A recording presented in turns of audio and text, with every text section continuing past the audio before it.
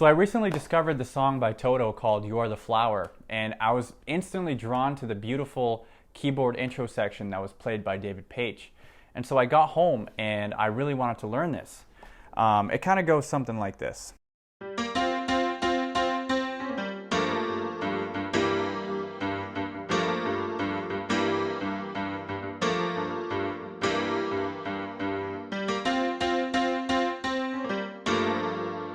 Okay, well, let's listen to the intro together.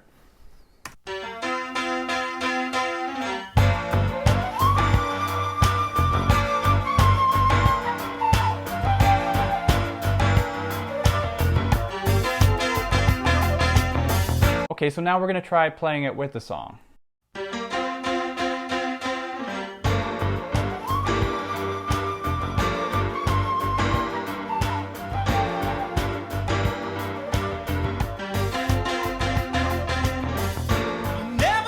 Alright, now I'm going to stop it right there for the sake of your guys' sanity because those two don't sound particularly great. A part of this intro that really stood out to me is the dissonance notes that are being involved. Now, this kind of thing really adds to the music. It adds color. It makes it more interesting. But I thought that was not the only thing that really made the song stand out to me. And it took me a little bit to figure out what it really was that stood out. So essentially what's being manipulated in this song is tuning. Although it's important to note that the notes are still in tune with each other, but all the notes are still a few cents below standard tuning.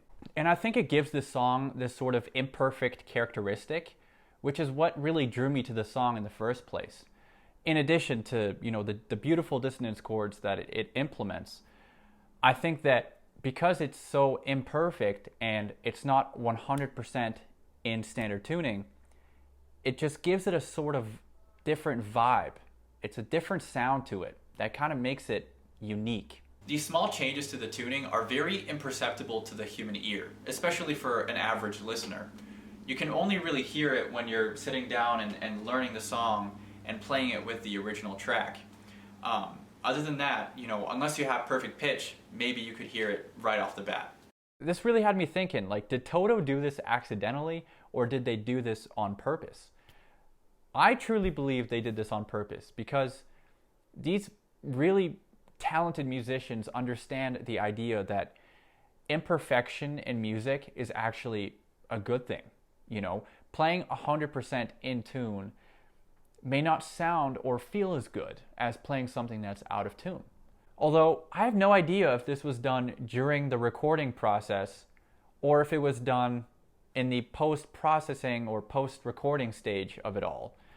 But if it was done during the recording process, that would mean that the piano and the guitar, the whole string section has to tune to the same tuning.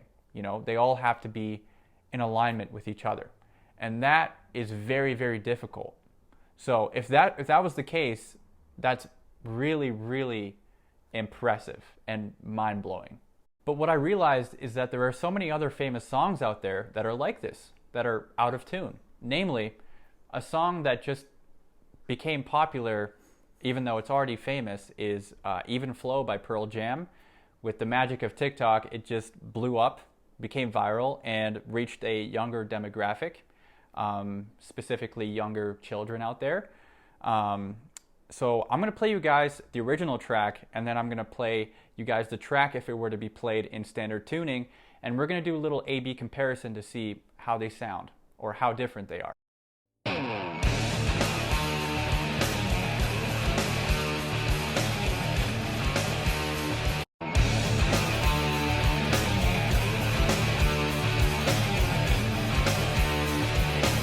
As you can tell, the differences are really subtle. It's really, really hard to hear.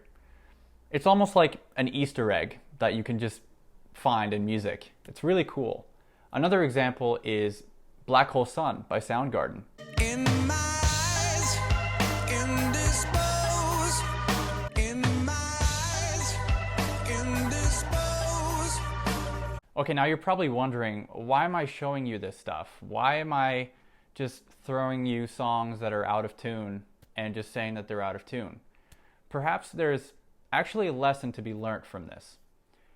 And it's that for us musicians, you know, it is okay to sometimes play out of tune. You know, sometimes I find myself wanting to just be 100% in tune, have to be on standard tuning all the time. But what you may not realize is that sometimes when you play a few cents that's out of tune, it might actually sound better for the music. It might give off a certain vibe that just fits better. There's a great video on YouTube of Jacob Collier explaining to a group of musicians that playing 100% in tune, or even a beat that's perfectly on time, does not always feel good. Here's a little clip. So as far as tuning is concerned, I guess my point is that humans love to do this thing where they make everything the same, rigid and organized and in a straight line. It's not the way it is, right?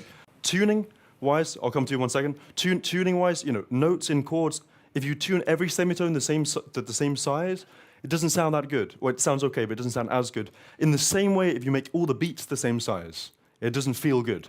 You know, it's such an eye-opening and thought-provoking video. I hope you guys can, you know, maybe reconsider next time you write a song with your band. You know, try and tune your instrument a couple cents lower than, or even higher than standard tuning, and just see how it sounds. Heck, you might even like it better. But anyways, I hope you guys found this video helpful. If you did, please drop a like on this video, and comment down below if you guys know any other songs that are out of tune. I would love to hear them. If you like this content so far, this is my first ever YouTube video. My name is Abdul. Subscribe.